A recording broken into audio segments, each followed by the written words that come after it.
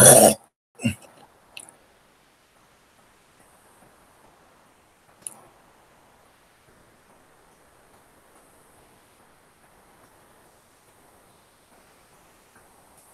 see.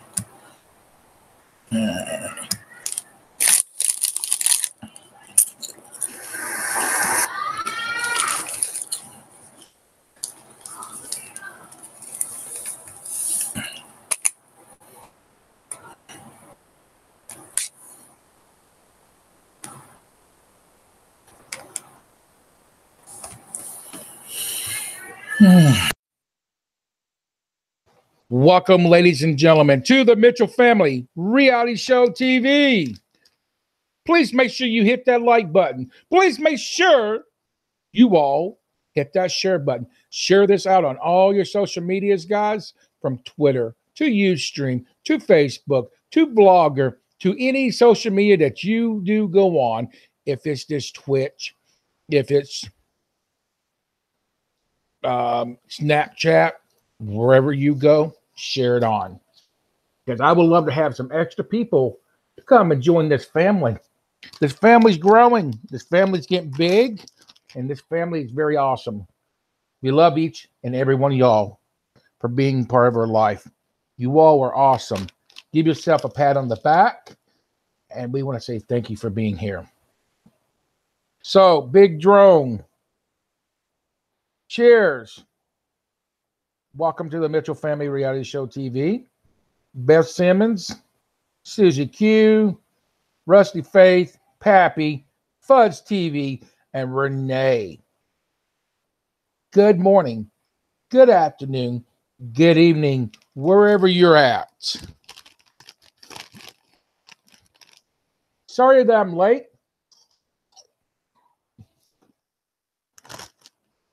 I know it's supposed to be on at 3 o'clock. I was 17 minutes late. But, ladies and gentlemen, you will understand. You will understand when you see the video that's going to be going up on our YouTube channel.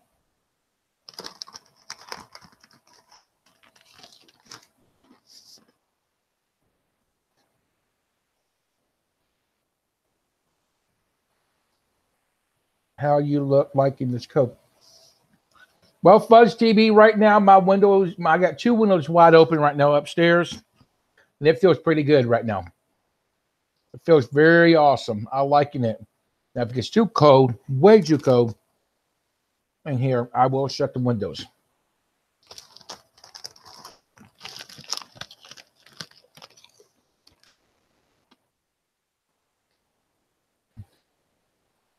First and foremost, I want to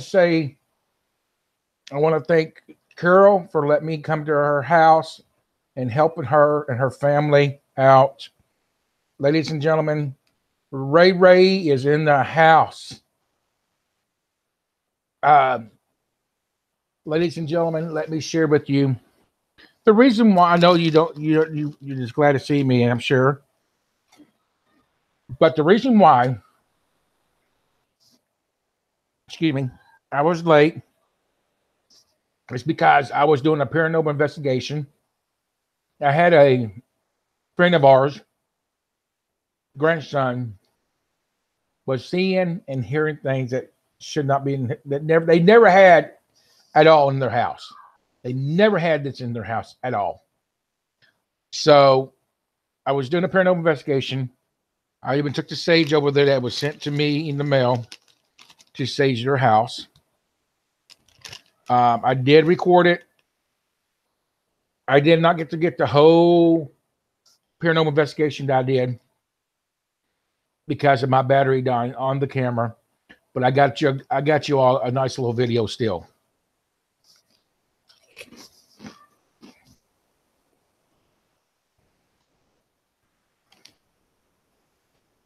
So, to be said, that video will be going up possibly tomorrow. I'm going to find my charger, charge my camera back up, get the video off. But it should be going up by tomorrow. Boom, Jules. What is good? I could have used your help, Jules.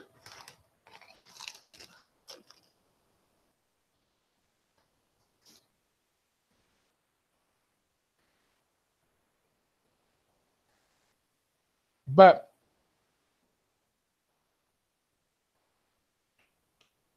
like I said, I would have had a full video, but I mean, I did close it out properly because the battery died.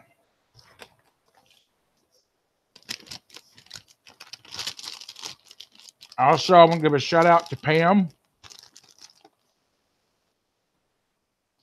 Pam was in the household with me because Pam was visiting. I'm gonna give a shout out to Pam for holding my camera recorder for me as I was doing the paranormal investigations. Watch time. I did need your help, but I forgot I left my phone on charge because my phone was dead. I just got through. I just had a paranormal investigation case just now at a residence, one of our friends' house. He was being attacked by something. They had big long teeth, and my son was told by it to tell the young man to shut up. And my son just literally said, "No, I will not tell him to shut up." And I went through and saged the house, but I also had the EVP ghost box going on. So, but yes, my battery died, but I wish I had my phone. Could have got some way got hold of you. That would have been cool. So, if you can send me a message on Facebook where I can actually contact you personally and privately when I'm doing these, I can use you too as to help on this. If there's any way. This was a live investigation.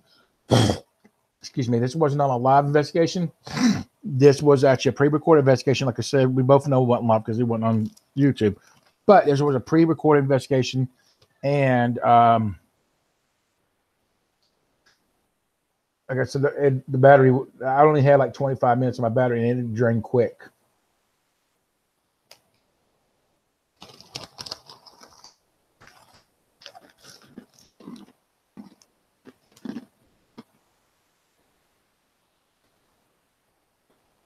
But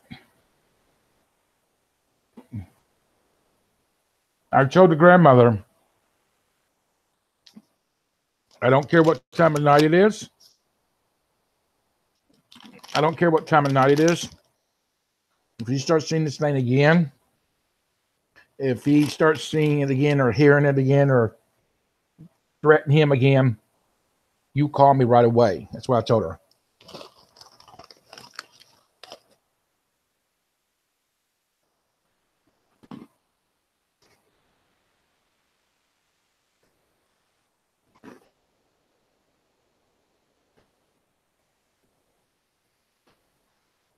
But Jules, if you don't care, I'd like for you to some way. I'd like for you to send me a Facebook message how to personally get in contact with you in case I really need you again, because we can work together.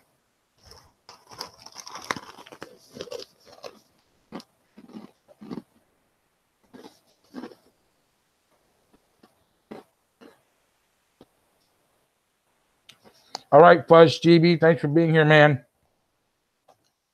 Appreciate you stopping by to show some Fuzz love.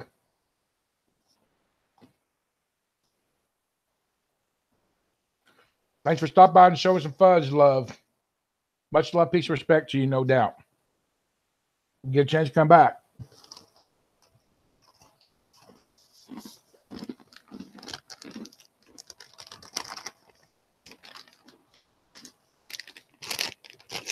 Hey, Chuck.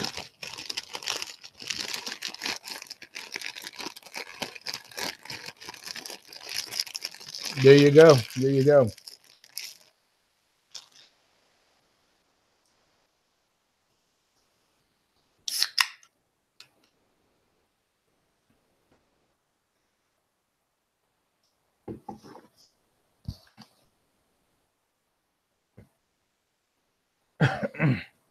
So that's what I've been doing today, guys. Is that paranormal investigation case to help out my neighbor. So that video will be going up tomorrow sometime. So be ready to look for that. And what's up, Chuckles? Good to see you, man. And I figured out too what was causing this issue. I figured out what was causing this issue, guys.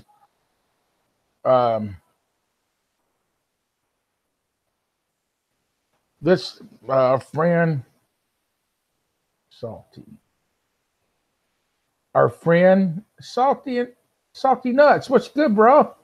Good to see you. 401 love, peace, and respect. I figured out what was causing this problem too, because I get attacked. I got personally attacked. She bought a doll. She bought a doll about a month ago, guys. And I said, that's my first question when I was upstairs saging the room and then the paranormal investigation at the same time. My first words was, have you bought any recent dolls? Because she's hard of hearing. You gotta be right there next to her. I said, have you bought any recent dolls? And she goes, yeah, I bought this one last month. And since I guess right after she bought the doll, that's when everything started. And so I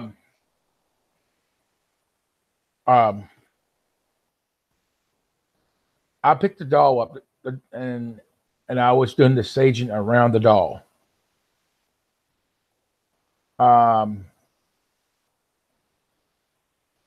And as I had the doll in my hand, there's this bag on the right-hand side attached to the doll.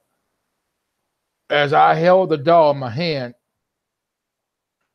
something felt like something pinched me or scratched me.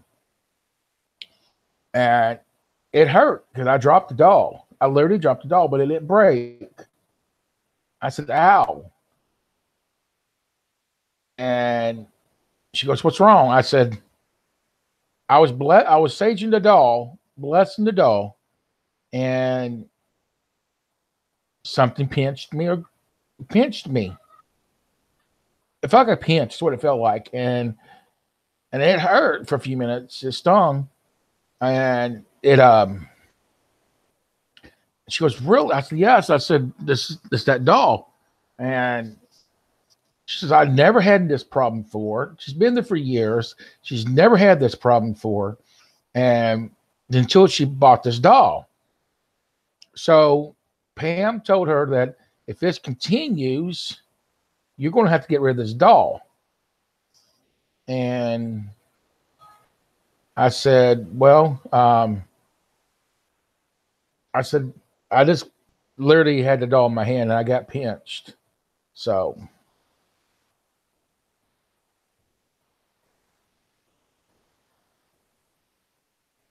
no, I'm talking about me. I had it in my hand and it felt like a pinch on my arm.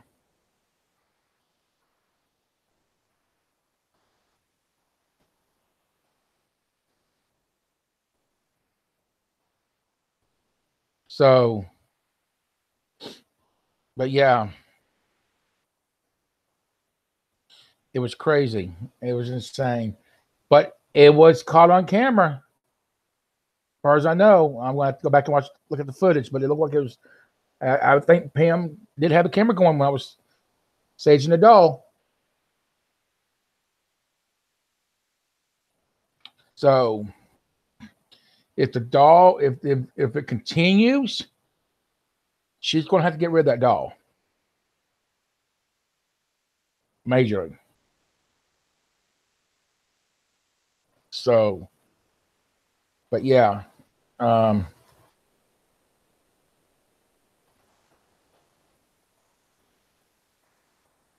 it was crazy, guys. It was crazy because as soon as you walked in to her apartment, as soon as you walked into her apartment, it felt unsettled. It felt uncomfortable. It felt very uncomfortable and unsettled.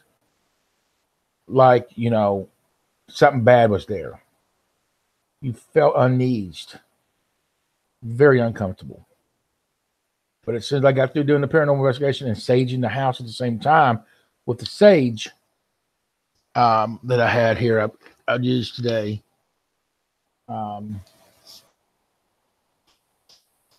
So as soon as I used that,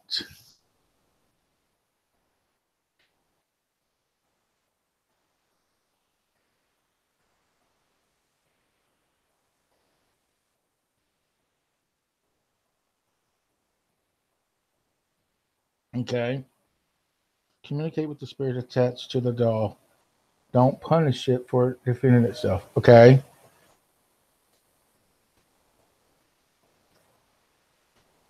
Well, when I used the sage in her place, it felt more comfortable, more. It felt very comfortable in there. Like, you know, because I've been in her place several times with my family and for birthday parties and just hanging out because my son goes over to play with her grandson. And it felt very comfortable before, but this was very uneased.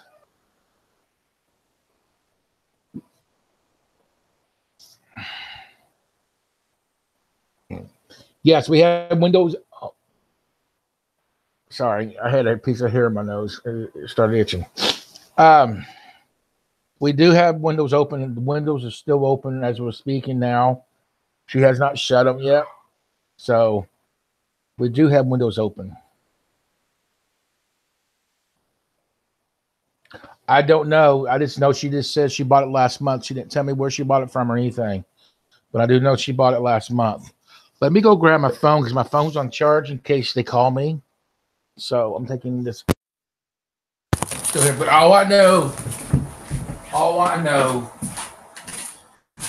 that she bought it last month, and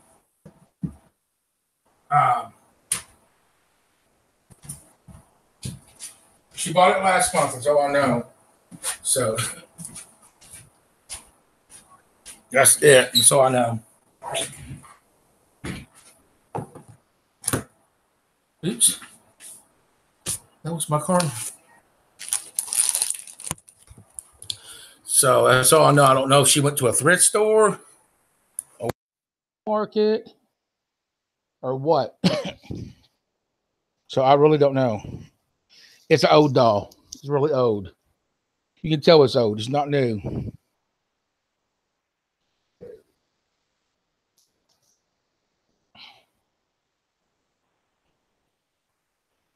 I will. I will next time I'm over there or she calls me, tells me she needs me. Excuse me. I will.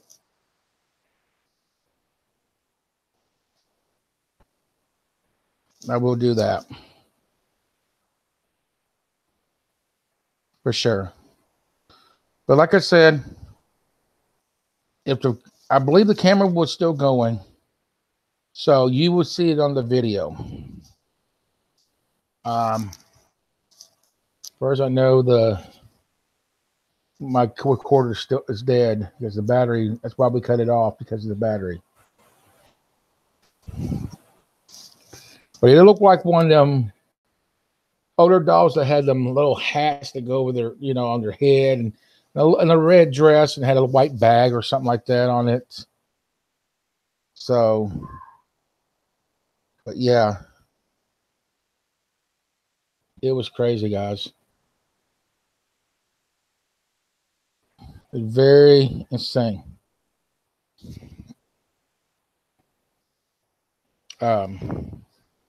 But I was pleased to go over there and help her and help her grandson. He's still saying it's still there.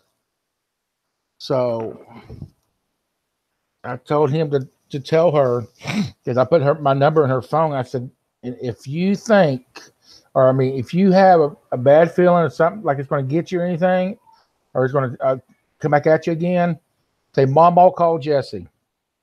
And she'll know what that means.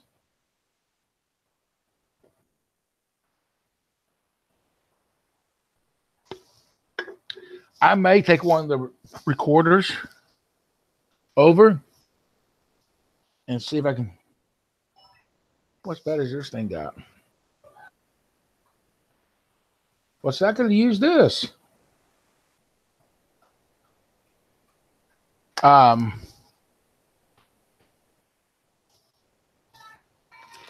But yeah, I might take one of the recorders and set them up at night.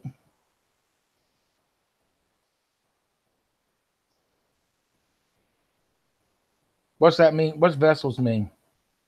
Like a portal, open to a portal or something?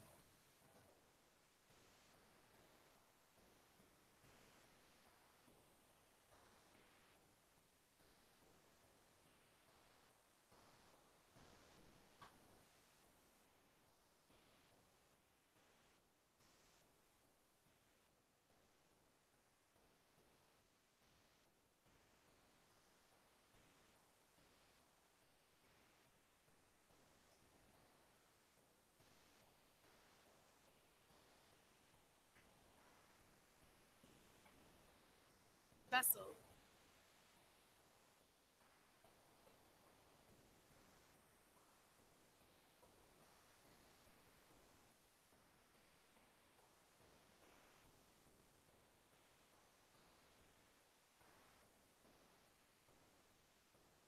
Because the thing there at her house,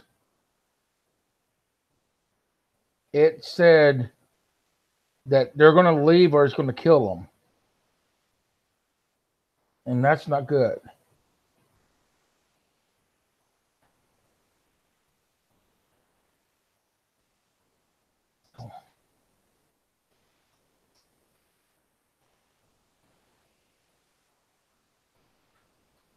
Nintendo, what's good, brother? Okay. Is that a good thing, bad thing?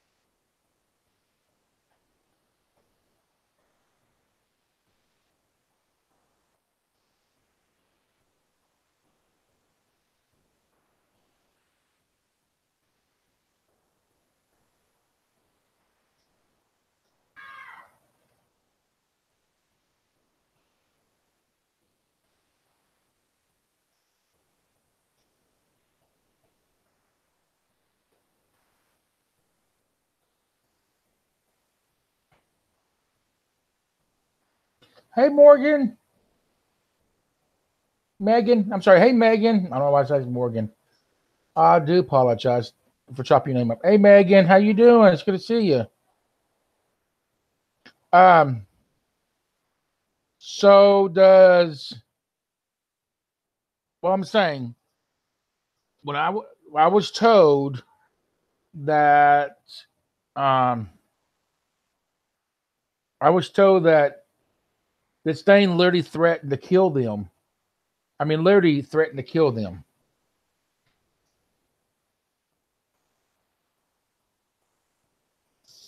So what? Why would it threaten to kill them there, Jules? Please let me know so I can understand this, because I don't want to see them get hurt at all. You know what I mean?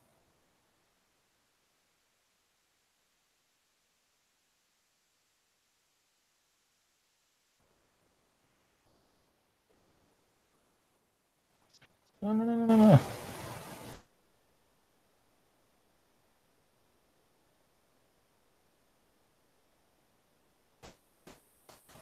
Thank you for calling St. Albans. Thank you for calling St. Albans Post Office. Our office is currently closed.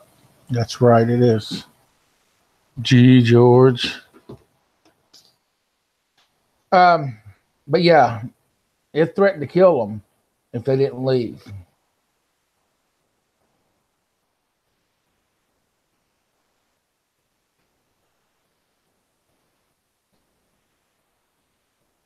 Make sure y'all smash that like button if you have not yet.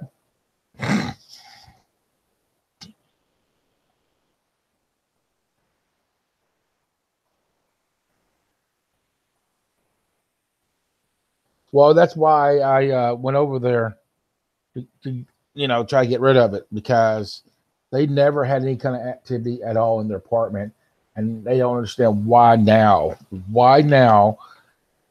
Why was they chosen, and why was they chosen? Why was their house chosen? Because they never had this kind of problem at all since they used to live there.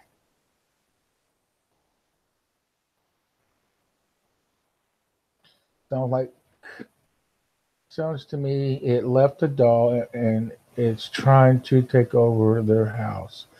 That's what they were saying, because it scared the dog too. It was taunting the dog. It was taunting the dog, and it was taunting the little boy, because it kept on telling the little boy it's going to kill him. It's going to kill him if he didn't leave. It kept on warning him, if you don't leave, you will die. You all will die. We will kill you all. I will kill you all. It'll continue. Keep on saying he's going to kill them. So, and then it taunt big time. And it threatened, and it taunt the dog. But right after I did what I did, the dog would not sleep. The dog would not eat, because how things was going on. But right after I did what I did, the dog started eating. The dog got up on a stool and sat down and went to sleep.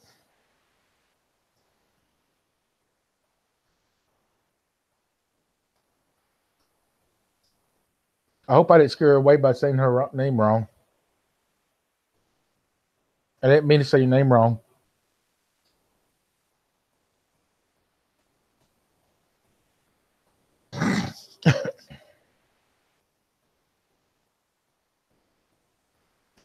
Oh, but yeah, it was taunting the whole family, and it was not a good thing. You know what I'm saying, at all.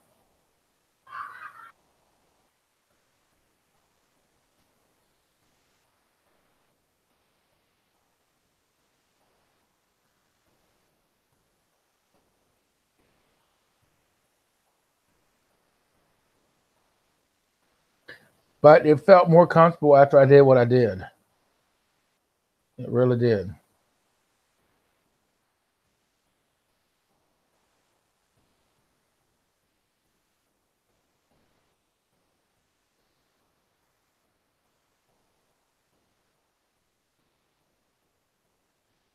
Felt a whole lot more comfortable.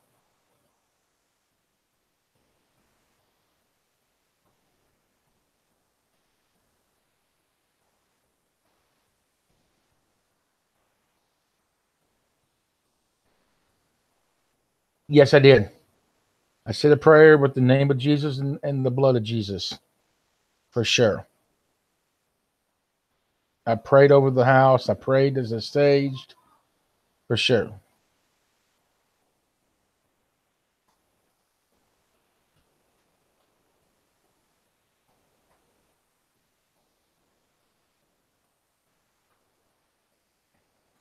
I wish you was here too, Chuck.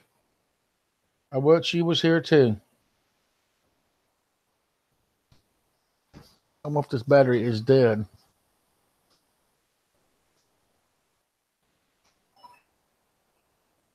I know it was blinking. It's still blinking. I don't know.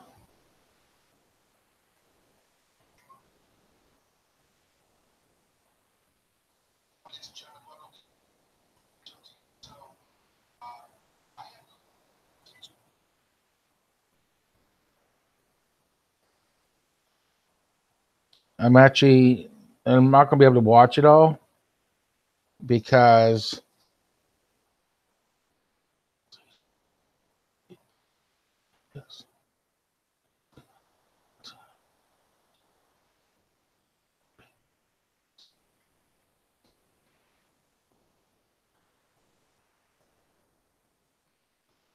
Oh, wow.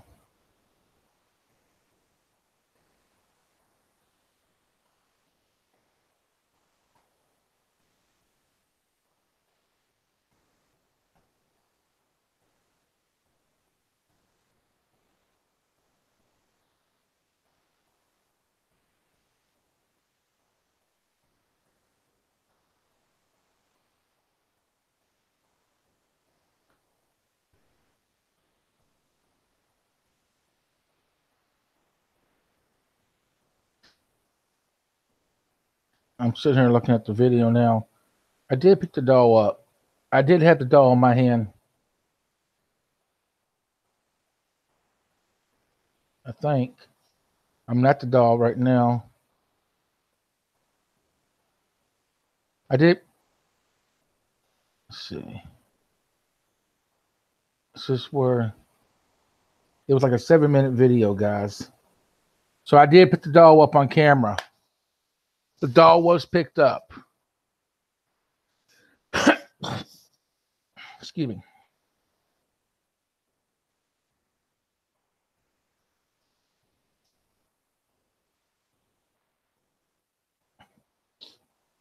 So, Megan, did you have a question you want to ask me? You said the other day you wanted to ask me. If you want to ask me here, or you can hit me up on, send me a message. If you have Facebook, you can send me a message on Facebook, or we can talk on cam on Facebook or whatever, or Hangouts. Hangouts or Facebook don't matter to me.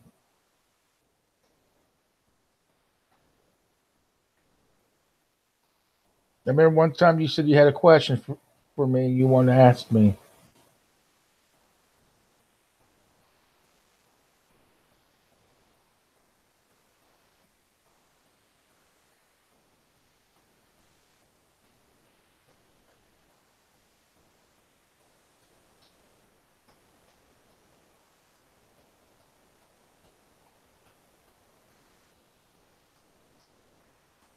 So what's everybody up to today?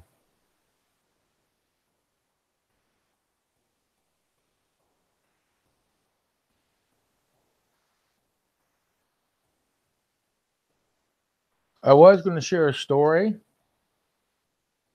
but there's only 4 people here. So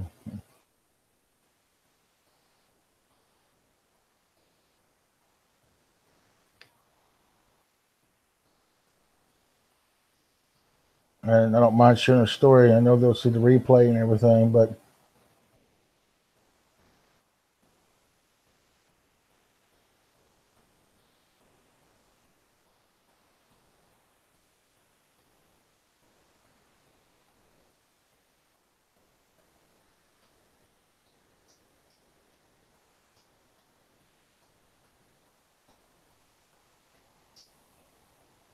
well, maybe later on tonight, if I don't have to go back over there.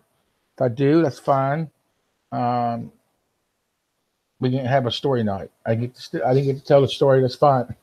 But I did share with you all what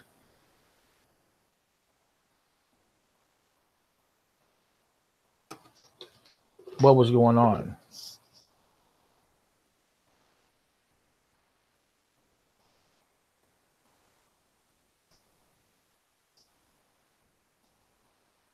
So, but anyways, ooh, that looks so good. Look at that, guys. Let me pull my cam up. So my thing's frozen. Come on. Now it changed. I'm froze.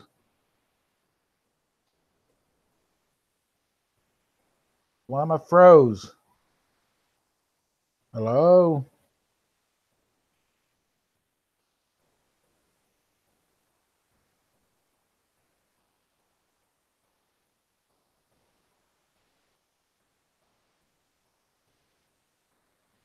Frozen?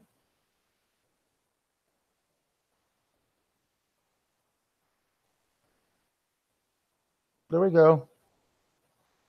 I was froze.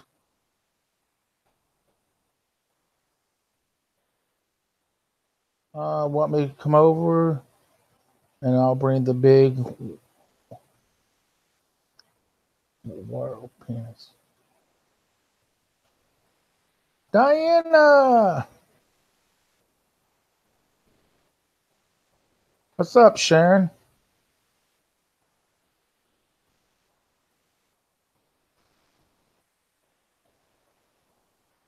Chuck! Look what you wrote. We bring you on the panel, Sharon? I bring you on the panel?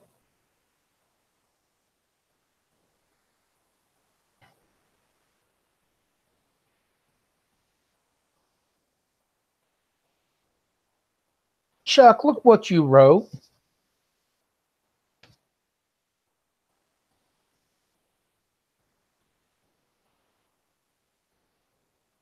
Do you want to come on the panel?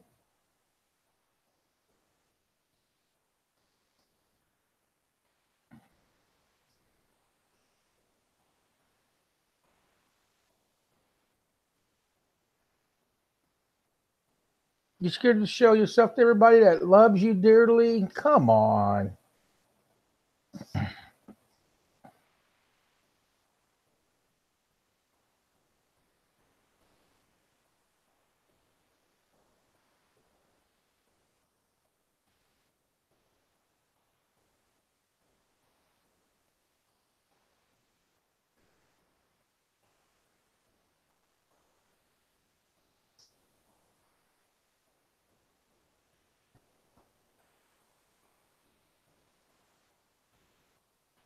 That was a typo.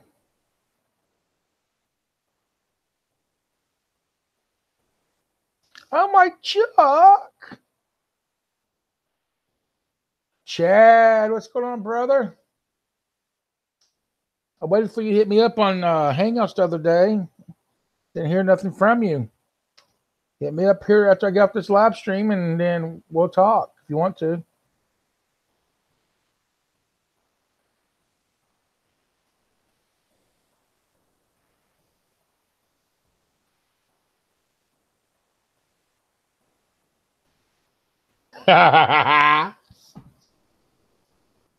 JJ Gaming, what's good, man? Good to see y'all. Smash that like button if you have not. Make sure y'all hit that share button to share it out on your social medias. I will, bro. I will.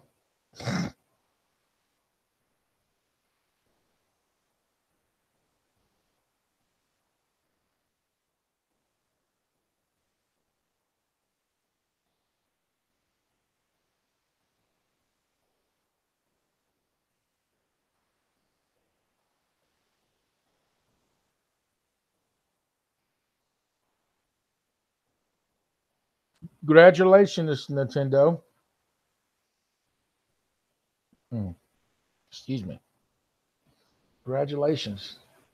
Chad, send me a message on YouTube in the message area so I can get your email. I can add you to, if I don't have you on there yet, I can add you to, I may already have you. Let me double check.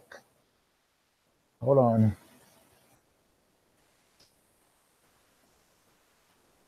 Let me.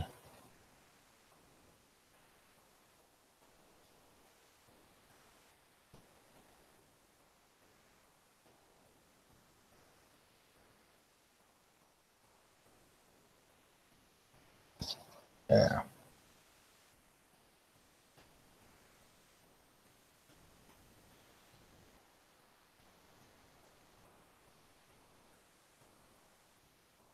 Let me see if I got you.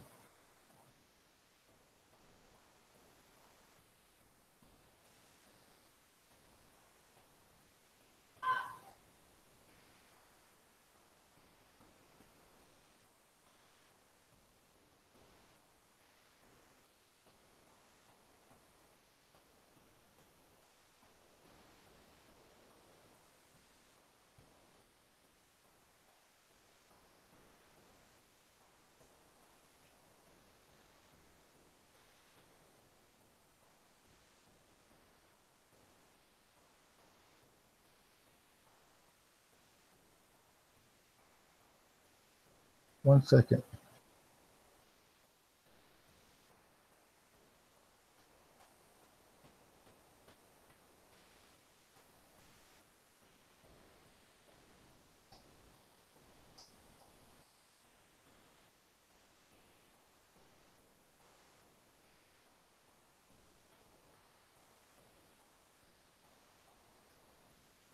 I don't have you on Hangouts, bro.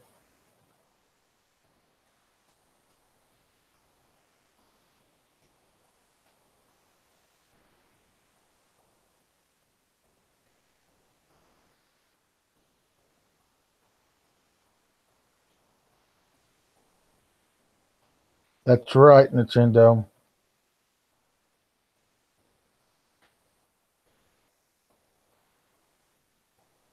Yeah, we do. You know we do. We love you. We miss you when you leave. When you go MIA, we miss you when you leave. And we want, you know, we want to see our jewels. Our jewel in here. We want I know you take a break sometimes. We understand that. But still we want to see our jewel. We love our jewel. We love our jewel.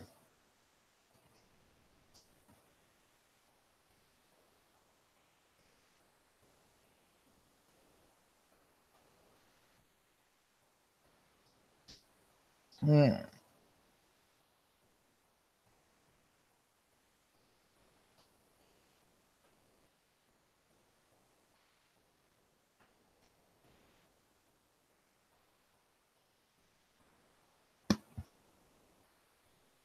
We love our jewel.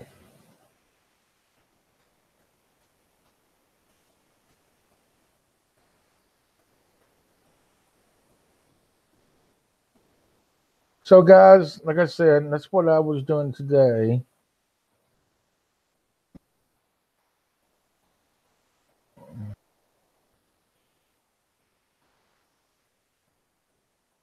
Is I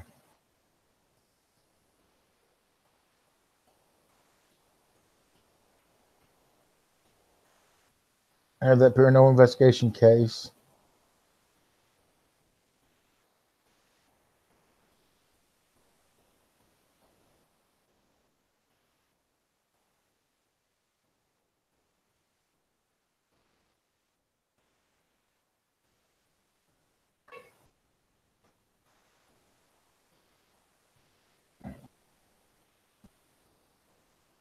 So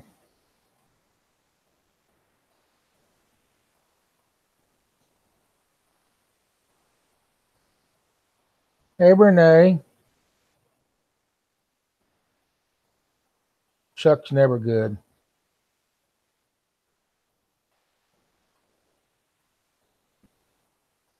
All right, I will.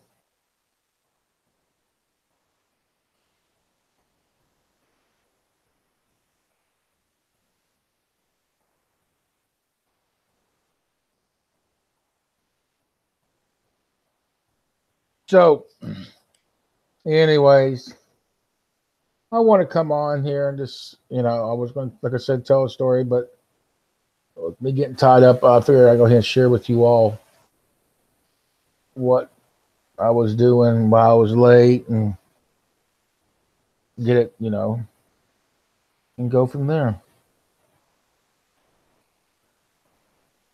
So, but I do have a video. I got to get edit, and get it up here very soon today from last night.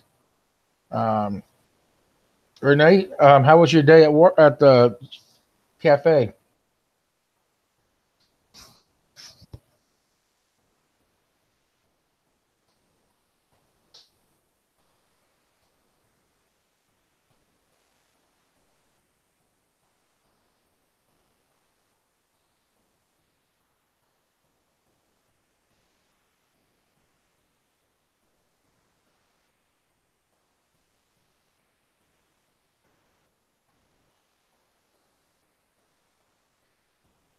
I am. I hope you are too. Are you still alive?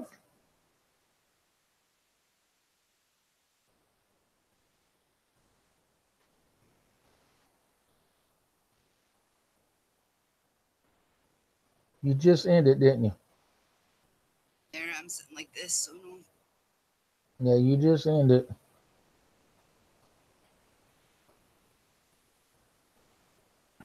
And a very awesome day, Callie. It's good to see you. So I'll be right back in 1 second. I gotta step in the library for a second.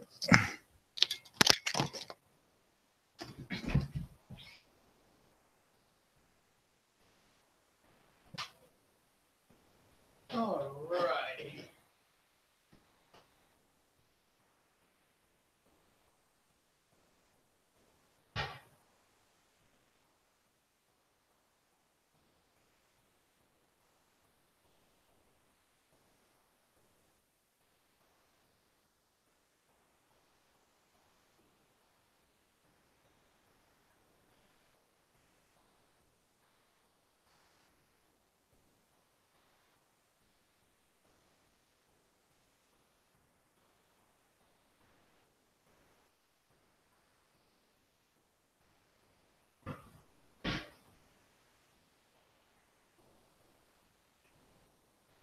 Hey, Sharon!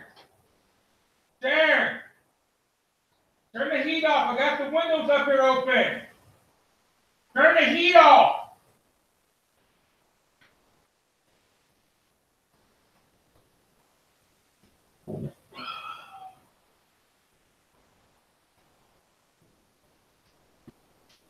Oh.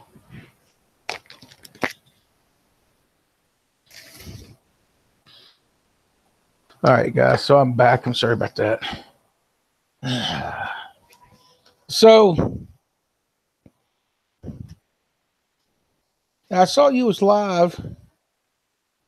I'm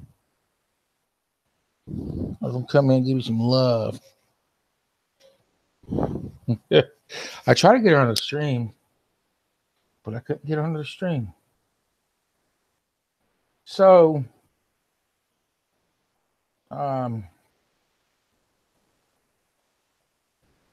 let's see.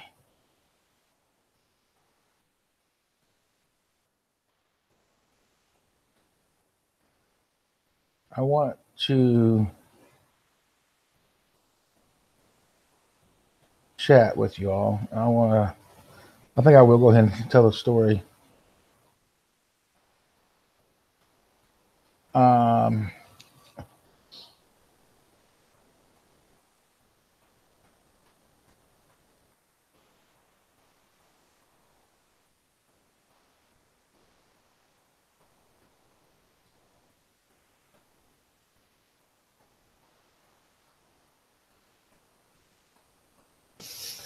All my life, as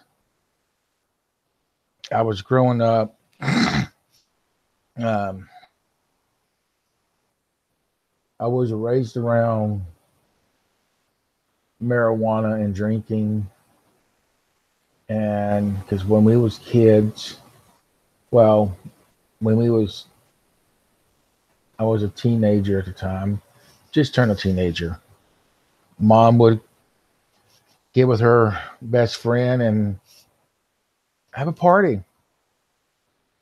They would always drink.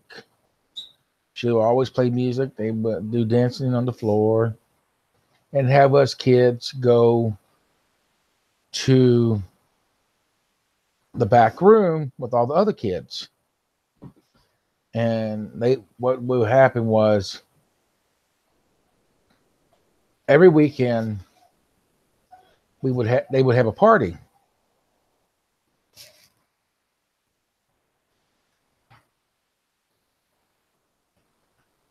Every weekend they would have a party. But before the party happened, it would happen on Friday or Saturday. But they would go out and they would buy supper. McDonald's is usually the supper we would have. And so we would eat our supper. And after we ate, when it got dark, we had like a TV in the back room of the area there. It was off their house of their kitchen, and we would all be back there while they're in their party and drinking, having a great old time, smoking marijuana, doing tattoos and all that stuff. And um, they you know, let the adults have their time and you kids have your time. Well,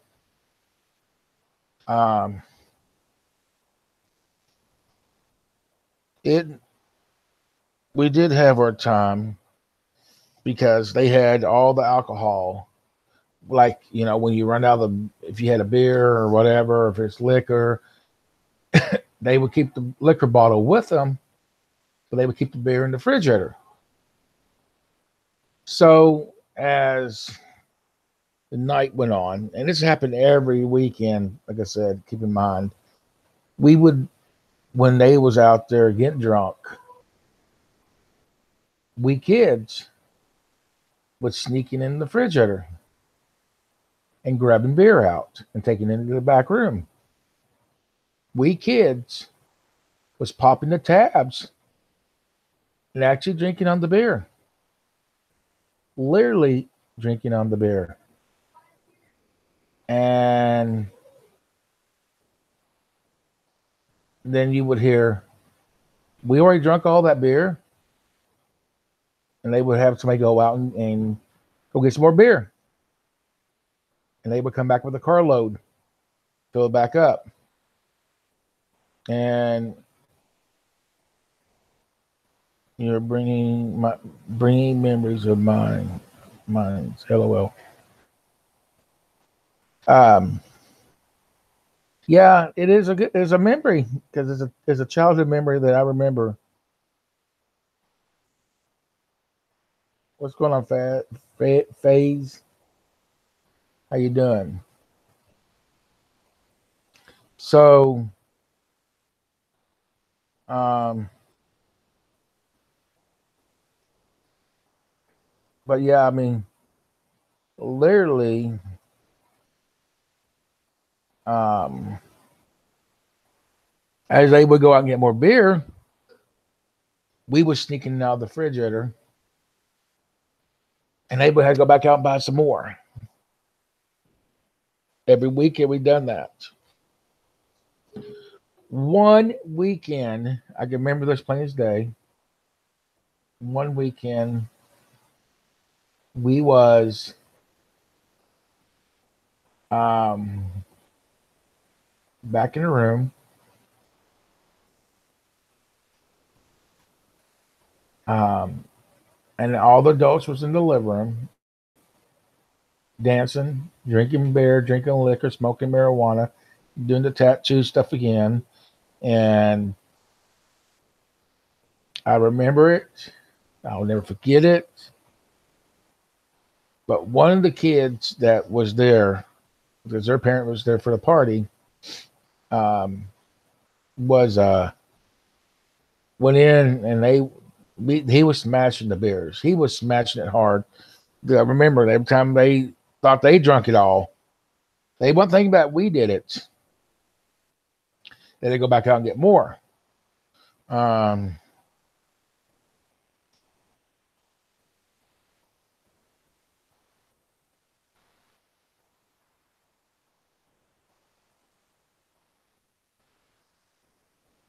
Hi, the rating of this channel, multiple subscribers, do not interest me, but I like on the stream for the effects put.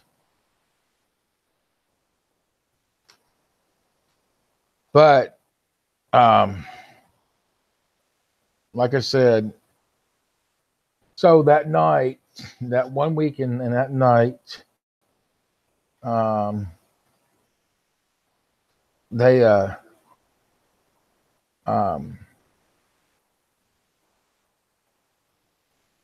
we was in the back room, and this one kid he's a grown adult now, but he was literally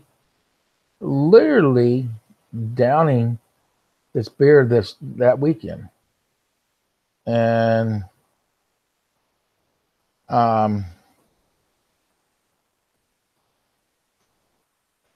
but yeah, he was literally downing it for sure. And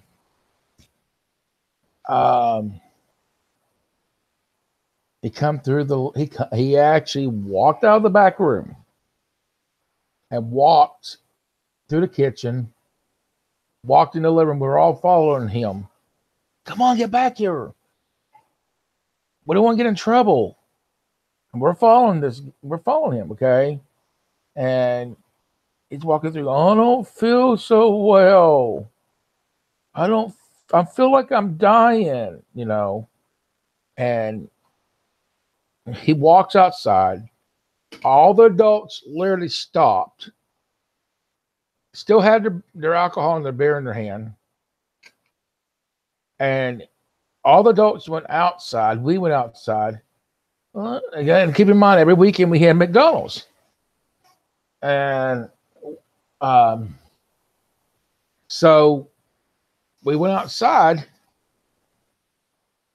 And literally, he goes, "Oh, I don't feel so good. I feel like I'm dying." Well, as soon as he said it outside, he literally hurled his McDonald's up. It literally, I mean, he made a big mess outside.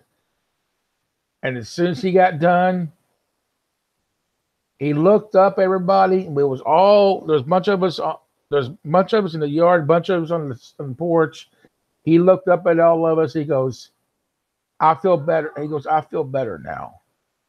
And as soon as he said that, he passed out. He passed out, literally on the ground. It was crazy. It was insane. We all was laughing. And we knew he was okay. But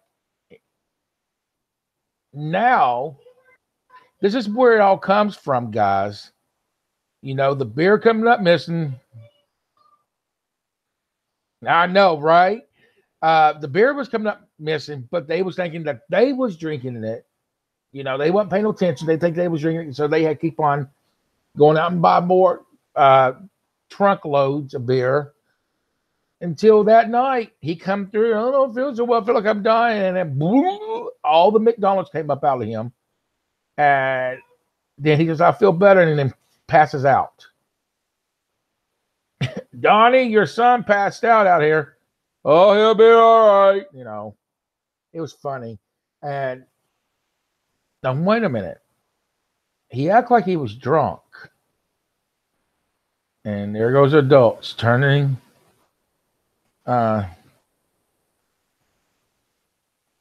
Thank you so much, my friend, for all your support for others and from your family. Please be sure to drop a like and a sub and hit that bell for this gentleman. I appreciate that, Ghost Crow. I'm sorry. I'm not able to hear, but love you all. Thank you. So this is like literally it was crazy because they was wondering. They was just like, you know, they thought they drank all the beer, and then he comes through walking through their house that weekend and drinking the beer. And I mean, he didn't have the beer in his hand, but he overloaded himself. And so his father comes out, picks him up, throws him over his back like a sack of taters. As soon as he throws him over his back, there he goes again, right over his daddy's back. Carried him in the house, laid him on the couch. And he looks up at his daddy. He says, "Daddy, am I going to live?" Passes right back out. It was funny. And then now when they realize us kids was drinking the beer at her age, you know. So when they continued their little partying, when they bought their beer, they bought us non-alcoholic beer for us to drink. Now, we bought this non-alcoholic beer for you all. You won't get drunk on it. Stay the hell out of our beer. out of our alcohol. Drink this. When it's gone, it's gone. So we were stuck with non-alcohol beer. We was kept a very close eye on. Guys, got to jump off here. I'm getting ready to leave work, and I'm trying to get up some final touches and go through a list with the employees. Just get in contact with me after the stream. I will, Chuck. So literally, they keep an eye on us.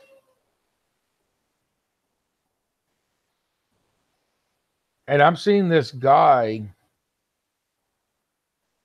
use this thing and he's making pictures on the parents, making that kind of noise. Like, what in the world is this? What does it do? Mom, what is this? What's she doing? And come to find out, it's a tattoo gun. I didn't know what a tattoo gun was. I said, "What is it?" And what's it? I mean, it's putting stuff on your skin. What's it do, Mom? And I wanted to try it. I wanted to try it out. I was a teenager, guys. I wanted to try it out. Mom says, "No, you can't try it out. You're too young for this. You should hear some of the stories that I can tell you, LOL. It involves a steam engine on the train tracks, but that's just one."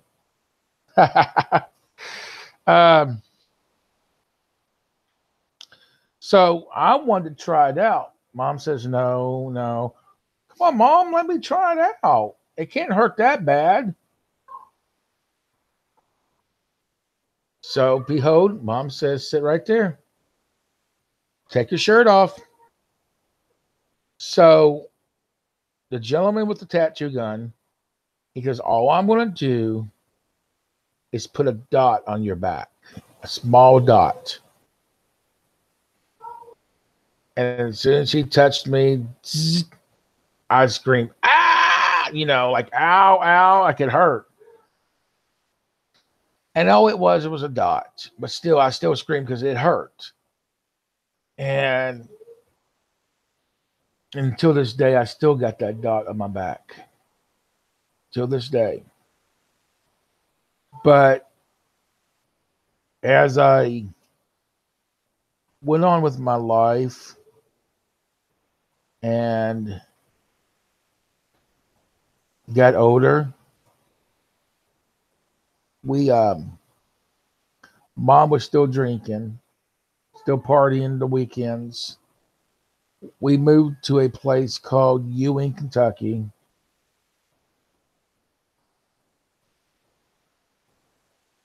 But see, I was young at the time. I was young, and I never had one. I never knew what it was. And this guy actually made it homemade. So it was made homemade. So Mom was still drinking stuff.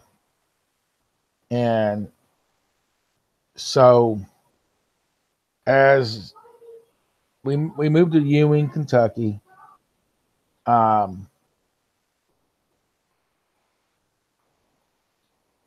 was old enough to get a job. How I was raised, when you're 13, well, I've already done this before when I was 13. But when you turn 13, 14 years old, how I was raised, you've got to get a job. If you want something, you got to make your own money to get it. If you're out with Mom and she's going through the drive-thru, she's buying food, yes, she'll buy you food. But if you really want something, you've got to go out and get you a job. And the only place was around us, yes, middle school. Only place was around us was farming. That was it, farming. See, when we lived in this haunted house that we used to live in, I built cows at age 13, 5 o'clock in the morning, 4:30, 5 o'clock in the morning doing it. I've done stripping tobacco, and I had to earn my own money. And I had to help out in the house. Help around the house, like, Mom taught me responsibility. If you make money, you live in a place, if you was ever on your own, you got to help with the bills. So I did. I helped with the bills. They didn't take my money to just use it on the bills, but they made sure I still had something left I can use for myself. So, like I said, when we moved to Ewing, Kentucky, I was so used to working, I wanted to find some farm work. Mom said, go down to this little corner gas station, and it's still standing today, to see, it used to be an IGA, to see if they know anybody that does farm work. So I did. And they said, yeah, I know somebody. And they said, do you have a contact information? I said, I just live right over the bridge on the right-hand side of the road. And she goes, okay, I know where you're at. When he comes back in here, I'll send him that way. So this guy pulls up in front of the house, comes, and I hear this knock on the door. Mom answers it, and this guy's asking for me. And he wanted me to, I come to the door, and so he says, I hear you're looking for farm work. I said, yeah. He goes, I said, I started doing farm work when I was 13. I was raised around cattle all my life with Mom's friend's ex-husband. He's no longer with us, but all right, this is my last comment. My tattoo only consent of watercolor markers, then turned into permanent color Sharpies, LOL. So I was raised around cows and milking anyways, but he goes, and I told him that, and I was used to it. So he goes, yeah. He goes, I'll tell you what I can do. And I keep in mind, I was around 13, 14, about 14, 15 years old, close to 15. And he goes, I'll let you drive the tractor while we're getting the stalks off the ground. And so the tractor was on one of them automatic tractors that you put it in gear. You don't have to switch the gear. So I drove the tractor. And I saw these guys drinking. That was on the wagon. They was working and drinking. Well, of course, I was raised around it. I'm like, hey, do you have another one? At first, it was kind of lurid. All right, you're a little bit too young. I don't want to get in trouble by your parents. So I continued to work for this guy. And I saw the beer sitting there, the case of beer sitting there. And I grabbed it, I opened it, and I started drinking it. Regular beer. I was, hey, I don't want to get in trouble by your mom. I said, my mom drinks every weekend. I don't think she'll say anything. Well, that one beer led to more than what I needed. The guy that owned the farm, he didn't take me home right away. He would always get me sobered up, just in case mom would start griping. But he would always take me and get me sobered up. And But I would drink more than one every time I go out in the field with them, work on, they do hay, or they do tobacco, they do corn. I was always drinking with them at a young age. But the guy would always get me sobered up before I go home. So it started getting worse as a teenager, drinking more and more and more and more, getting in trouble in school, causing a lot of problems, causing a lot of issues at home, and like I said, in school too. And then this one guy was working with us. His name was Marty. He got me hooked on huffing gas. Then I really started causing a disaster. I really started causing drama at school and at home. I got sent to the principal's office one time. You remember how they used to have the paddles in school? Well, I got sent to the principal's office, and he was going to paddle me. He's getting ready to paddle me, and since he's swung that paddle to hit me on my back end, my bottom end, I turned around, grabbed that paddle with my bare hands, and I broke it over my knee. I literally broke that paddle over my knee. His eyes got big. He couldn't believe it. And then he got infuriated. He got upset. You're done. And then before he didn't have a temper where he'd like go off on a kid, but it was, you're done. I don't know how you broke that paddle, but he was upset, but he wasn't like angry mad, but he'll go, like I said, put his hand on the kid. And he goes, "What is wrong with you? Why are you acting this way? Why'd you do that?" And it was like, I broke down. And I told him, and he called the counselor in. I told the counselor what was going on. And I still got kicked out of school. I had to be homebound from the library. And I still gave problems because I was continuing drinking.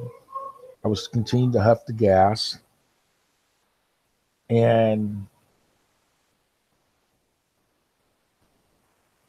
I would have these outbursts where if I didn't like what somebody told me, I would go off very badly. And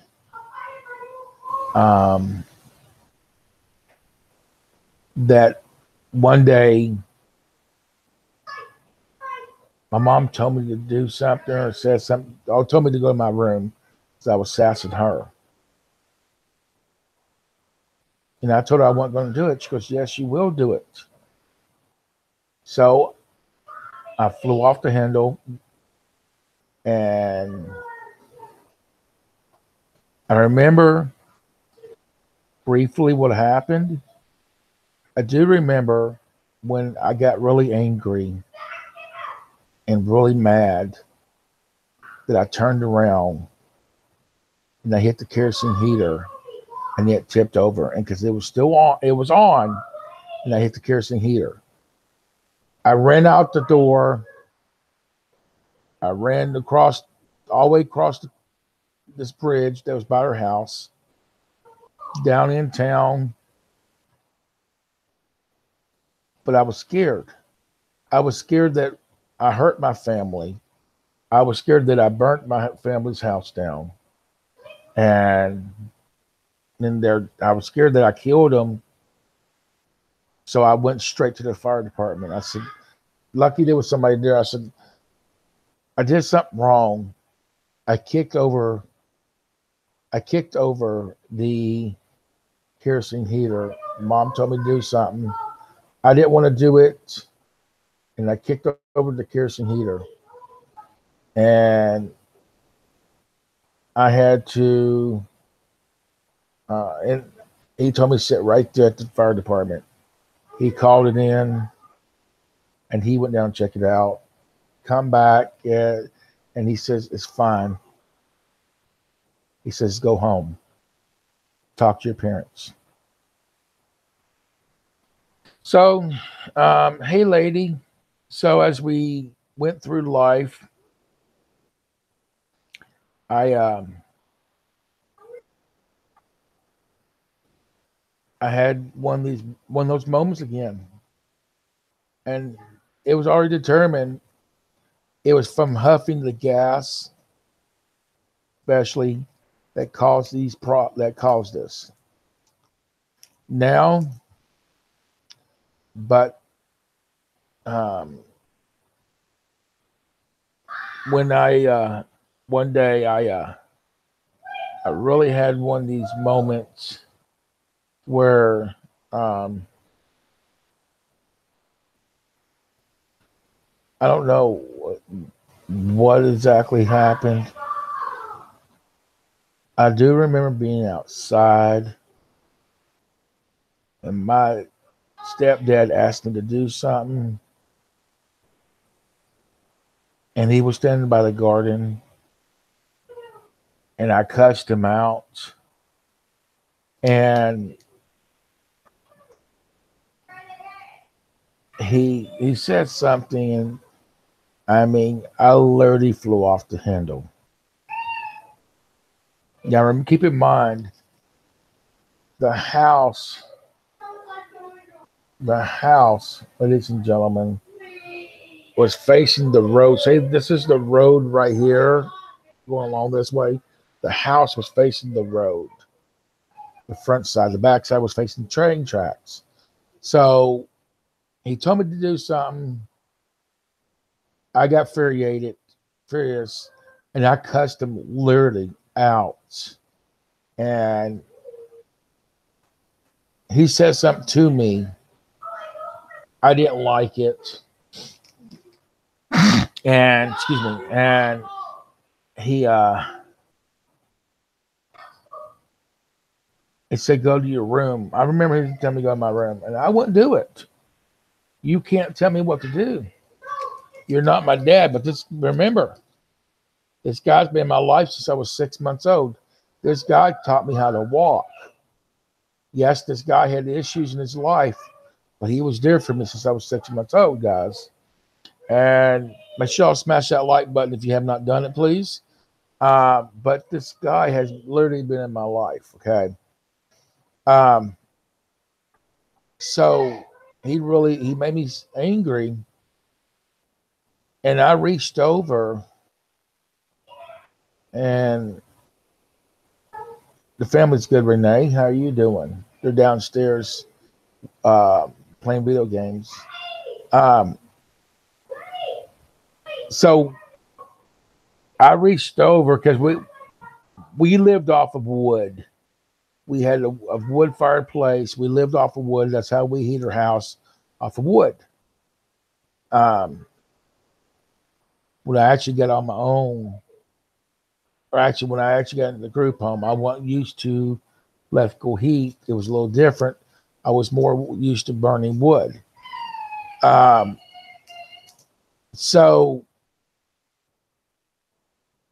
he told me to go to my room. I would not do it. I refused. So I reached over. I mean, he got furious with me because I wasn't going to follow instructions, and he was coming at me to make me go to my room like a father should. Make your kids do the right thing. So I reached over, and I grabbed the axe out of the wood that we had, the stump wood. You set your wood on top of that wood, and you split your wood. I grabbed the axe out of there and started swinging it at him.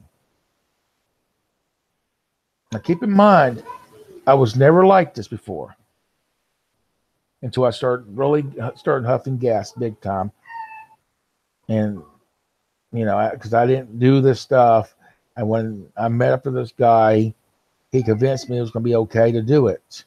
And I really got hooked onto it and got doing it. And so I picked this axe up, started swinging at my dad, and almost took his head off. And I was, you know, I didn't want to. I didn't want to harm him. I didn't want to hurt him. But it's like I didn't have no control of what I was doing because everything I've been through, okay, of the huffing gas. Well, my mom was very bad overweight. She stayed sick. She was in the living room in the chair. And she barely got around. She had to have help. We had to park by the stairs for her to get up there. She took her time. And my mom literally walked out that door and stood in front of me while I had the axe literally up in the air, getting ready to go like this. And literally stood in front of me while I had the axe. What are you doing? Why are you doing this? Why in the hell are you putting us through this?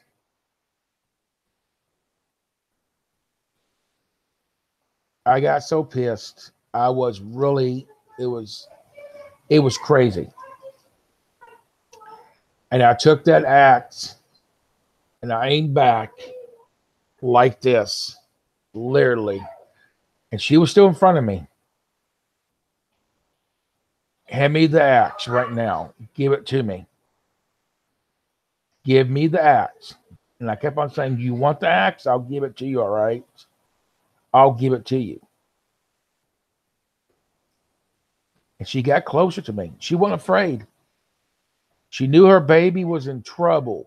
She knew her baby needed her.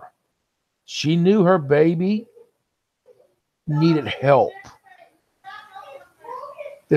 I was the middle child. I was the baby of the family.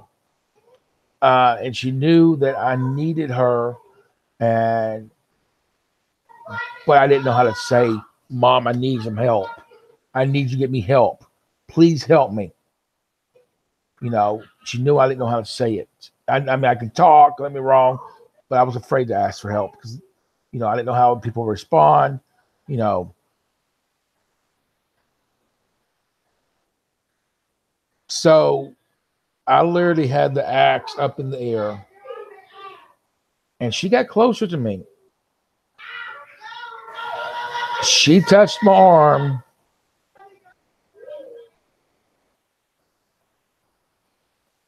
What's going on, Chemical? It's good to see you, man.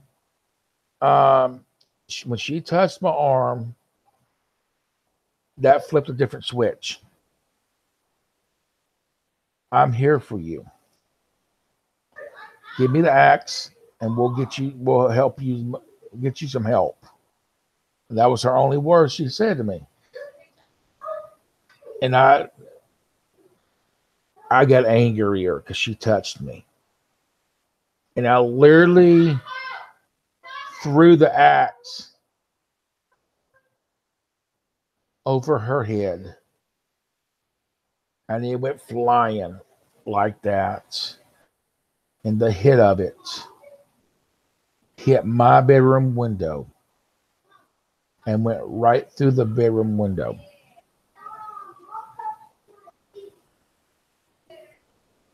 And the only words that came out of my mouth was, get off of me. Get off of me. You would not understand. You would not understand. And I took off. I literally took off back in town of Ewing because we kind of lived in the country, outskirts of Ewing, the country area. It was a small community in the country. I took off and I literally left. And right there and then, Mom knew I needed her. Mom knew I needed her, guys. They called the sheriff. Every sheriff in that community knew my family. We want that bad a person to be known by the sheriff. We was actually close to the sheriff as friends, but they knew my family.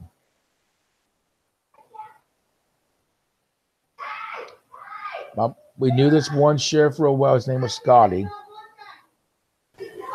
And when I first started acting out, Scotty came to the house and said, "You're not going to treat your family this way." And I'm going to go back a little bit because I'm going to go back to that story here in a few minutes. So he goes, "You're not going to treat your family this way." And he put handcuffs on me, like in the front, and he sat me in the back of the car. "You're going to learn to respect your parents."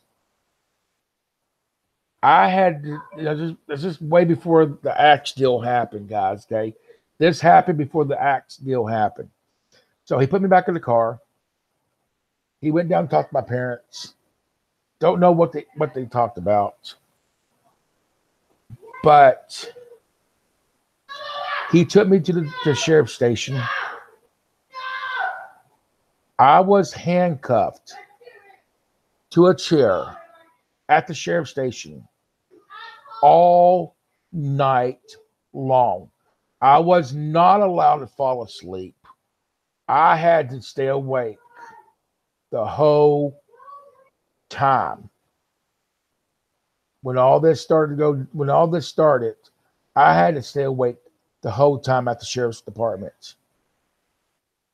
I was handcuffed to this chair. Both hands were. My feet were shackled to the chair. And I couldn't go. I wasn't allowed to go home. I had to stay awake. I had to sit in this wooden chair and I had to stay awake. And they fed me. Don't get me wrong, they fed me. But I could not move from that chair unless I need to go to the bathroom. And if I had to go to the bathroom, my legs were shackled and I had handcuffs in the front. I was treated like a prisoner, like any prisoner that breaks the law. Well, the following morning came. Mom walked in the sheriff's station about 8, 9 o'clock. I was so exhausted. I could not keep my head up at all. And the sheriff says, "I hope you learned a lesson that you'll never disrespect your parents. Your parents love you and they want the best for you in life." He goes, "Keep your feet flat on the floor." And he undone my feet first. Then he undid my hands. I remember that morning, Mom took me out to eat. We went home. We sat down, we started talking. I broke out and I said, "Mom, I'm sorry." Gave her a big hug. And so we're going back to the axe. Okay. We're going back to the axe. All right. So when I threw the axe through the window, guys, I took off. I went down into the town of Ewing. Like I said, Ewing was a small community, a country in the country, actually. And I took off. Because there was other smaller towns on the other side of Ewing. But I sat on this one porch, started sobbing, started crying. I hope I didn't kill my mom and dad.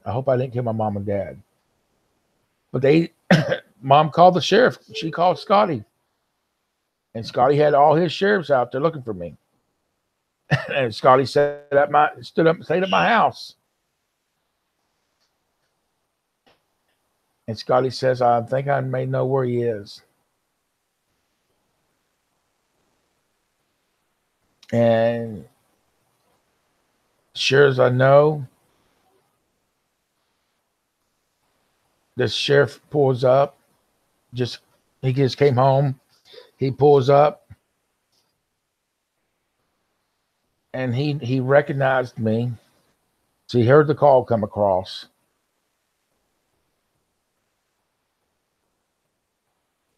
It was our Sheriff Jerry. And he comes over, sits beside me, and talks to me. What is going on with you? We're having to step in your life. We know your family very well. You never had problems with the law, and now you're running into us. What's going on? I explained the situation to him. Explained to him what I did, with the axe deal. Because I'm going to have to take you in. And hopefully we can get you some help. You're going to have to stand up. And I did. Jerry put handcuffs on me and put me in the back of his cruiser. I said, how'd you know I was here? Because I knew you wouldn't go far. So,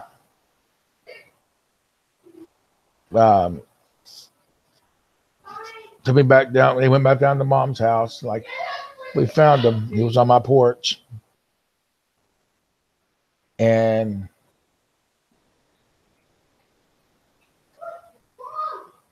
Mom wanted to talk to me. And I was so infuriated. I didn't want to talk to nobody.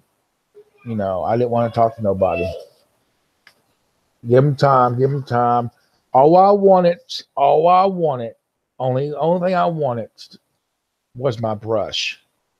That's all I wanted was my brush. My hair was a big thing. And when I was a teenager, I always carried my brush, always had my brush to brush my hair. Always wanted to do the brushing the brush hair thing. Always. And that was my big thing. It's my brush. So they brought my brush to me. They said, they brought the brush to the car. And they said, I got your brush. And so they take me down to the sheriff's department. And they do my paperwork and everything. And they had me literally, I had to remove my street clothes. And I had to go in this orange jumpsuit.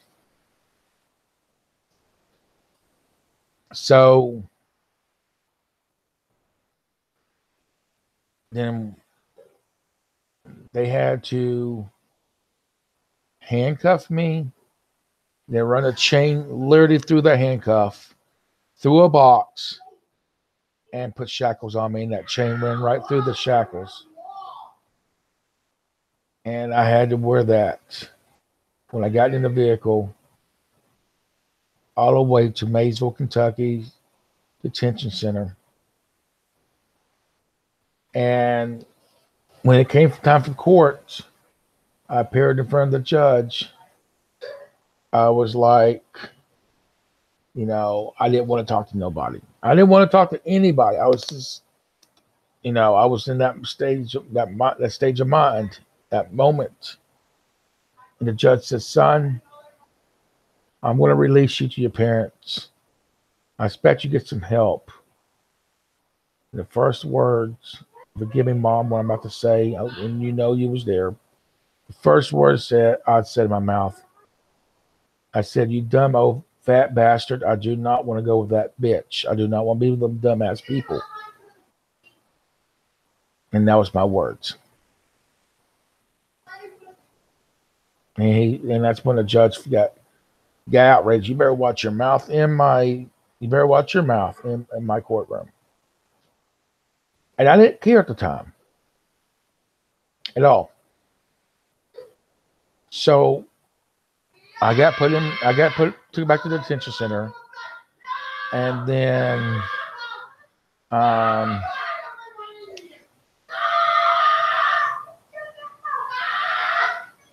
got put into the detention center, and then I got moved from Maysville, Kentucky to a prison. And the only yard time I had in this prison was to play basketball, and that was it. Don't matter how cold it was, if it was raining, whatever, you played basketball, and that's on your free time. Now, in Maysville, I had the free time I had was to work out. And that was it. So, I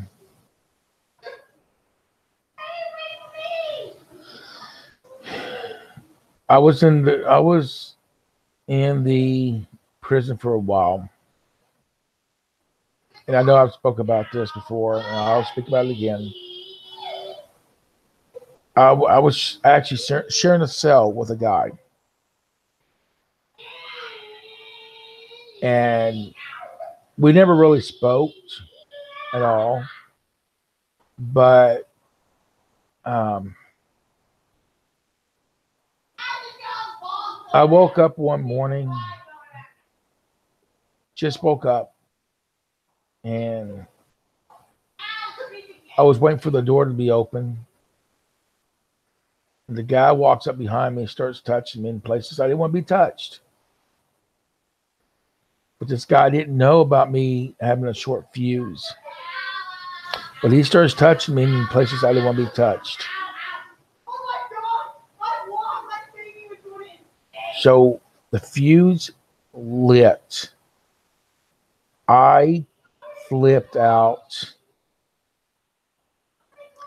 And I bounced that guy's head off the cell door, off the beds, off the walls.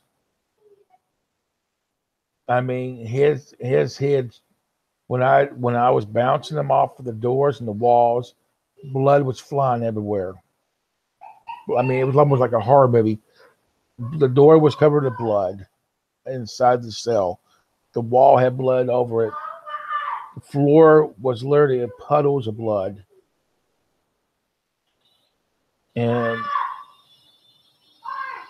I literally, as I was beating the crap out of this guy, I literally stood as he was laying there helpless, brought my foot up,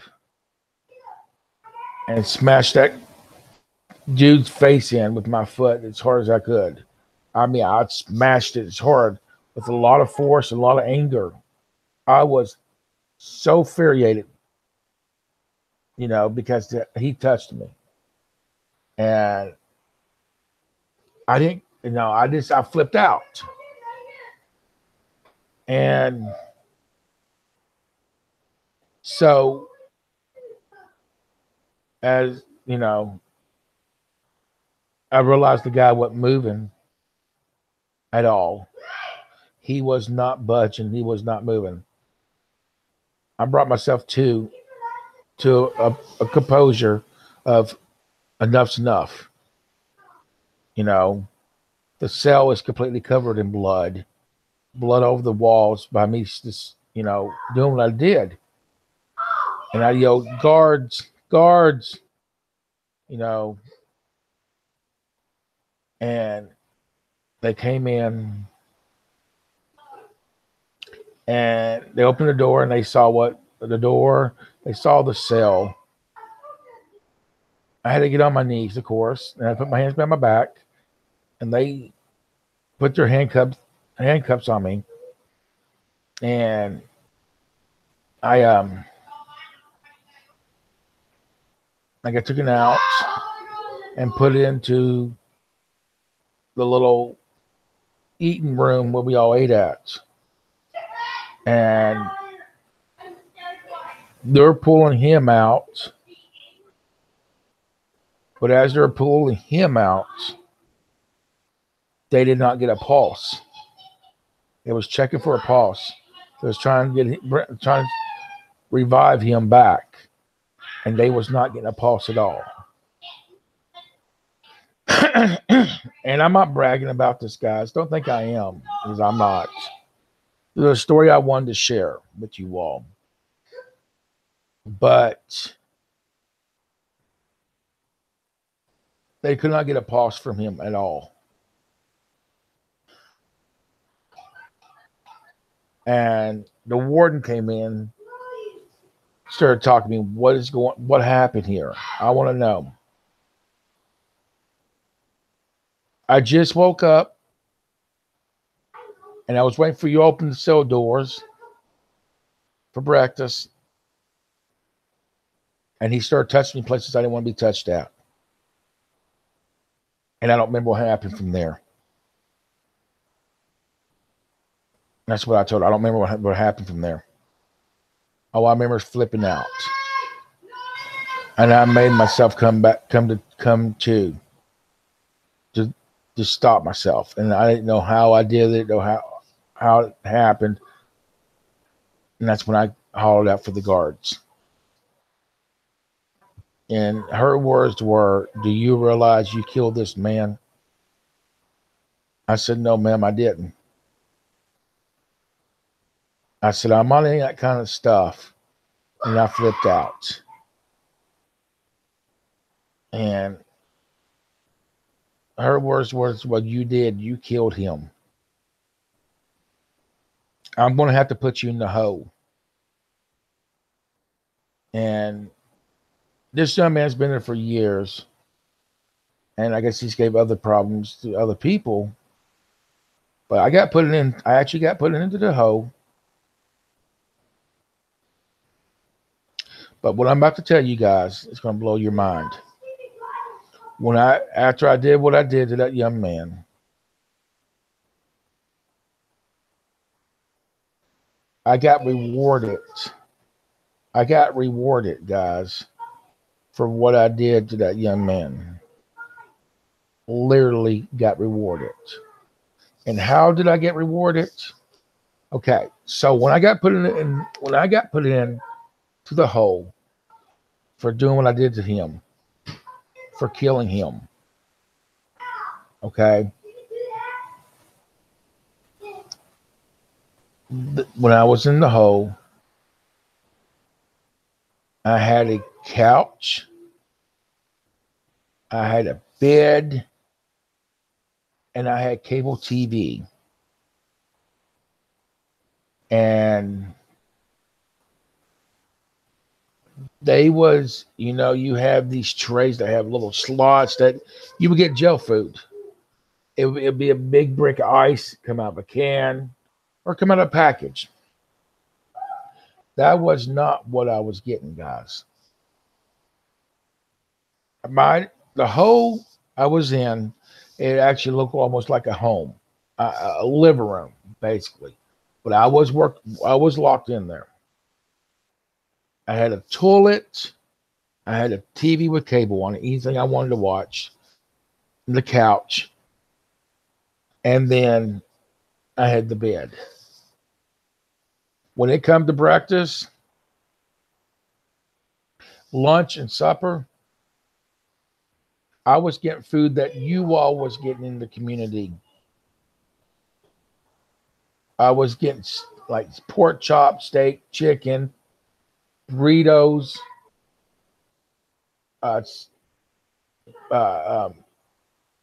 sausages and biscuits and gravy.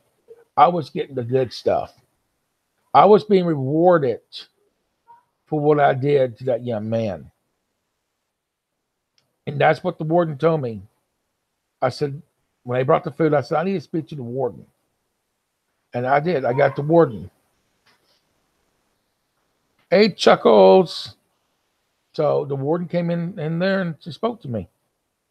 And I said, I just got a question. Why am I getting all this good food and everybody's got to eat the jail food? And she told me I got rewarded for what I did. I said, I killed a man. I literally killed a man, and I'm getting rewarded for killing somebody. You want to eat jail food? I said, no, ma'am, I don't. Then don't complain. I didn't complain no more. And then one day, my mom came and saw me. We had a speaker. I was on this side. She was on this side. And right, we had those phones you had to speak through. And I found the time to tell Mom, because we were supposed to go to Camden Park together. And I screwed it up, and they went without me. And I broke down as I was talking to Mom.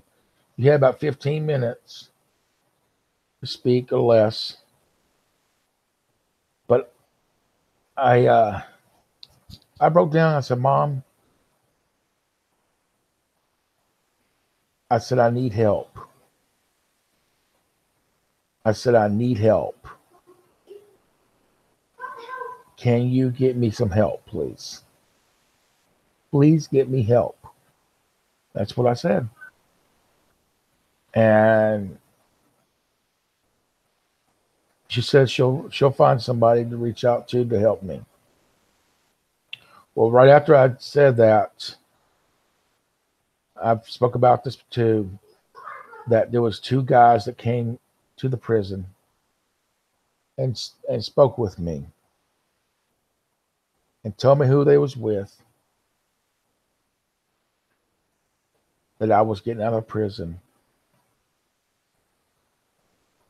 But they're going to take me to a group home. That it was like 3 to 4 hours from the prison. And they were going to take me to this group home. So they came and got me. And like I told you all last night, that I had to learn to cook for 7 to 8 people, even the staff members. Well, the boys' dorm,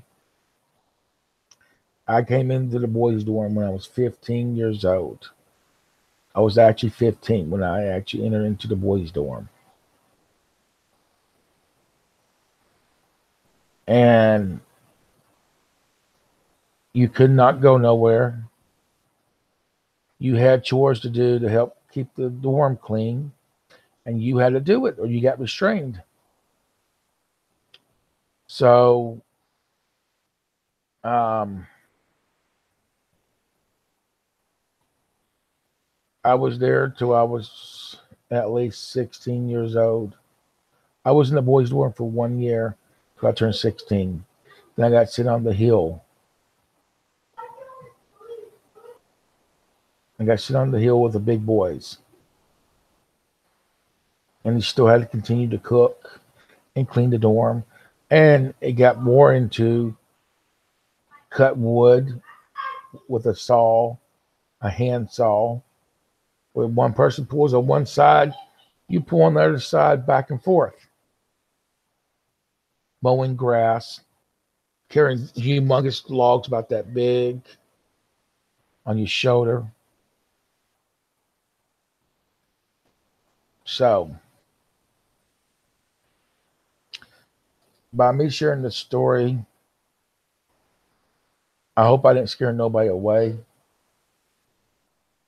But that was my childhood memory of the beginning and things I did wrong in my life.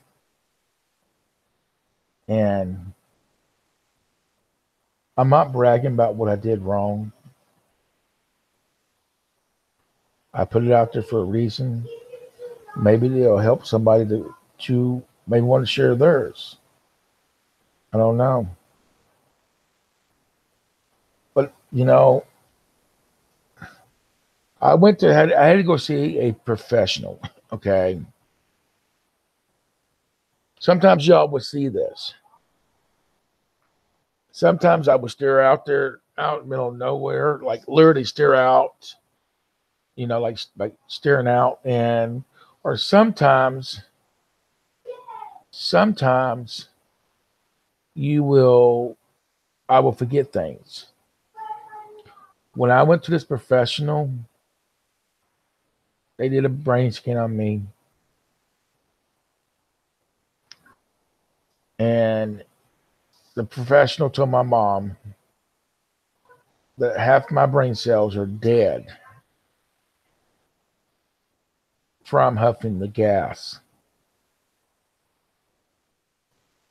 As he got older, he would daze, and sometimes he'll forget what he's talking about, and then he may remember it and he may not. And it's from the dead brain cells from huffing the gas. So, but I wanted to share that, like I said, with you all. I am too, Renee. I'm really glad too. It's like I said, because I'm here to help people. I'm here to inspire people and lift them up and change their life. Not to judge people, not to put people down.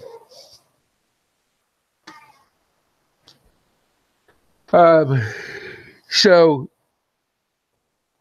that's what I'm all about, is to help people. And that's what I want to do. And that's why we started this, to show our kids their talent, but also to reach out to help other people. One day, I'm going to get enough money up. We're going to take a road trip. If I get enough money up, or if I can get the money up to do this. Welcome back, lady. If I can get the money up for this, one day we're going to take a road trip.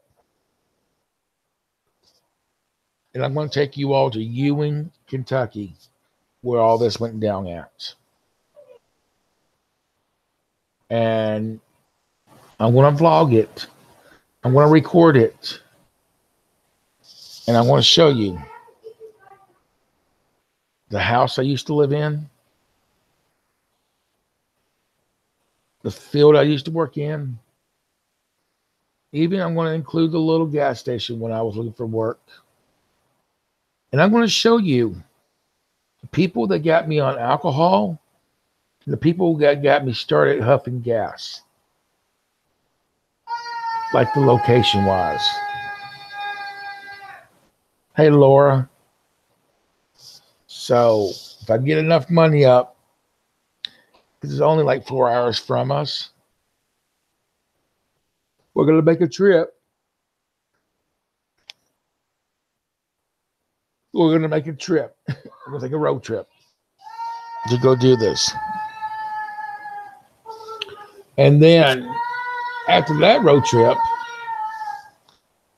we're going to take a trip to the group home. And I want to vlog the group home. And I'm going to share with you as much as I can at the group home. So most of the people that was there have passed on. So yeah, most of the people that was there has passed on.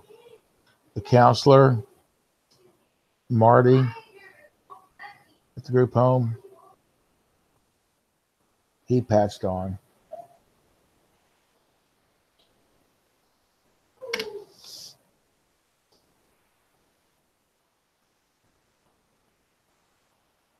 Well, we're listening to you.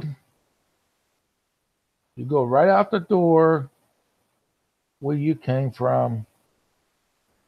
So we really don't have to listen to you.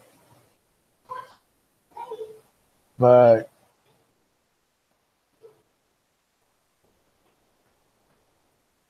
it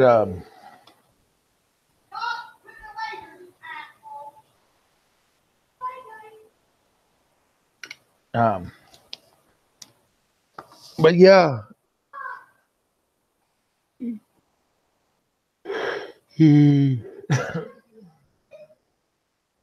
So that is one of my stories that I wanted to share.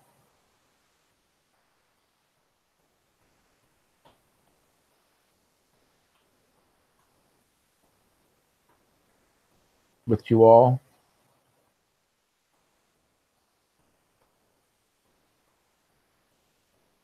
Thank you, Laura. Wait a minute. Oh, yeah. Thank you, Laura. Thank you, lady. But that's one of my stories I want to share. I got more to tell, but I'm not going to share it right now.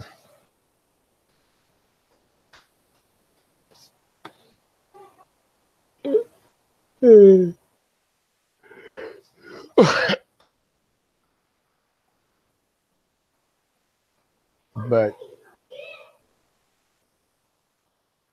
I knew you ate that churro up there, lady. But yes, that is one of my childhood stories I wanted to share. And hopefully, if somebody sees the replay or was here, hopefully it helped them out, you know, and encouraging me.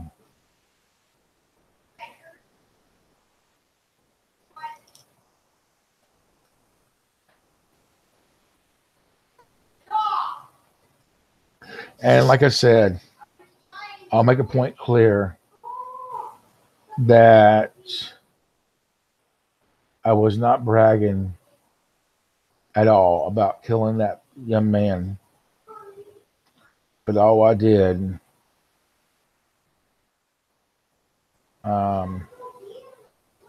was flipped out. But if you ever see me if you ever see me days out, you know why. Or if you ever if I tell you, I don't remember what I was talking about, you may have to throw it back to me. If I do, if it comes back to my memory, then we'll both know. So, but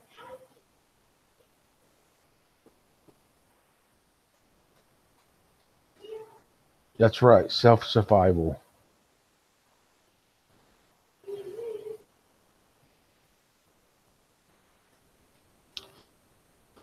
All right, guys. We love each and every one of you all. And I wanted to share that one. That's why the title says Story Time Family. If you was on the stream or not, please go back and watch the replay, no matter what, if you was on the stream or not. Leave an awesome comment and hit that like button.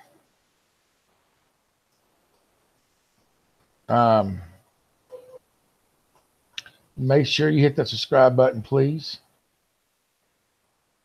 And subscribe so you can join our family. If you have subscribed, we want to say thank you for subscribing. And welcome to the Mitchell Family Reality Show TV family. Welcome to our family. If you've been here for a while, we want to say thank you for being here, ladies and gentlemen. We love each and every one of you all. And we appreciate y'all being here. So make sure you check out the description, guys. Check out the links. Check out the new sweater that we brought out yesterday that we created. We would like for you to get something. If you're able to get it, please get it.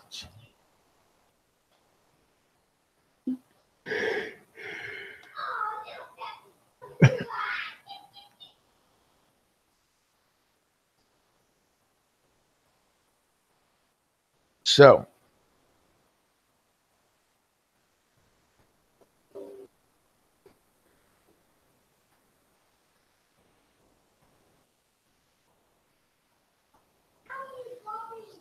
wait till you see what we got coming your way next time. Love you all. Thanks for being here.